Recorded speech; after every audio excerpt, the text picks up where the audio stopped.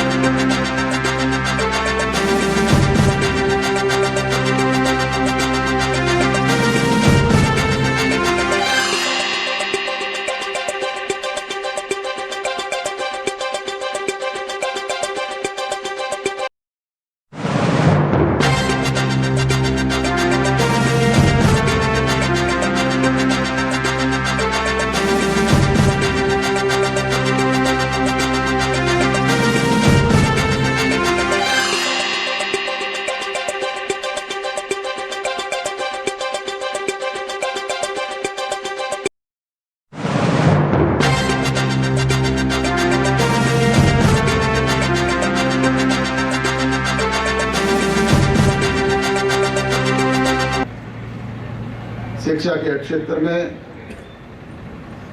जब भी बात चलती है, हिंदुस्तान को विश्व गुरु कहा जाता है। तक्षशिला जैसे शिक्षण संस्थान, अनेक दूसरे शिक्षण संस्थान जिन्होंने ऊंचाइयों को, बुलंदियों को छुआ, परंतु जैसा उन्होंने उल्लेख किया कि आज भी हमें अपनी क्वालिटी को सुधारने की आवश्यकता है, उसमें और ज़्यादा हम लोग सहयोग करें, हम सब एक अच्छी सोच के साथ मिलकर के आगे चलें, तभी ये संभव हो पाएगा। मैं इस शिक्षण संस्थान से जुड़े हुए तमाम शिक्षकों से यही कहूँगा कि वो भी इस बात पर विशेष तौर पे ध्यान देने का काम करें। बुजुर्गों और नौजवान दोस्तों, जिस पावन पवित्र प्रांगण में हम खड़े हैं, युवराज सिंह जी ने जैसे बताया कि एक्वायर होने के कगार पे था, हम सब ने प्रयास किया जिसकी बदौलत ये बचा और आज एक सुंदर प्रांगण आप लोगों के सामने है। जो ऑडिटोरियम की आज शिलान्यास किया गया है, उसके लिए कहा गया है, मैं उस ऑडिटोरियम के लिए 51 लाख रुपए की राशि देने की घोषणा करता हूं। अजय सिंह चौटाला जिंदाबाद। स्कूल परिसर से ये हाई टेंशन वायर जो चल जा रही है, ये तो मंत्री महोदय बैठे हैं, आप हरियाणा सरकार के अधिकारियों से कह करके इस समस्या का समाधान इनका करवाएं। स्कूल में सीवरेज पाइप और NH 152 की तरफ गेट की बात है, हाईवे के साथ लगती स्कूल की चार दीवारी के साथ जो कच्चा रास्ता है उसे ब्लॉक से बनाने की बात है। ये तो बहुत छोटी छोटी बातें हैं, इन्हें तुरंत इनका समाधान करवाने का काम करें। इसके अलावा भी और जो भी दायित्व आप सौंपेंगे, हमें उसे पूरा करके खुशी होगी। बुजुर्गों और नौजवान दोस्तों, हरियाणा प्रदेश में अभी सत्ता परिवर्तन हुए 2 वर्ष हुए। आपने जिस होनहार नौजवान को पड़ोस के हल्के से ताकत दे करके हरियाणा सरकार के राजभाग में मालिक बनाने का काम किया, उसने प्रदेश की जनता के बीच में किए गए प्रोमिसेस विपरीत परिस्थितियों के बाद भी पूरा करने का काम किया है। आज बेरोजगारी मुख्य समस्या है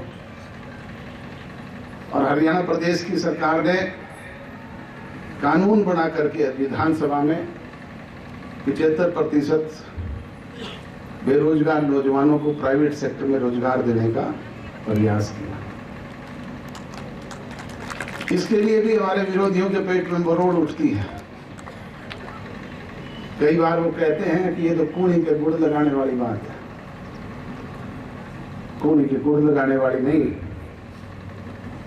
चौधरी साहब, जब चौधरी देवीलाल जी ने 100 रुपए माहवार पेंशन की घोषणा की थी, तब भी आपके नेता लोग कहा करते थे ये कभी संभव है क्या? इन्होंने कौन सी देश की आजादी की लड़ाई लड़ी है जो इन्हें पेंशन मिलेगी?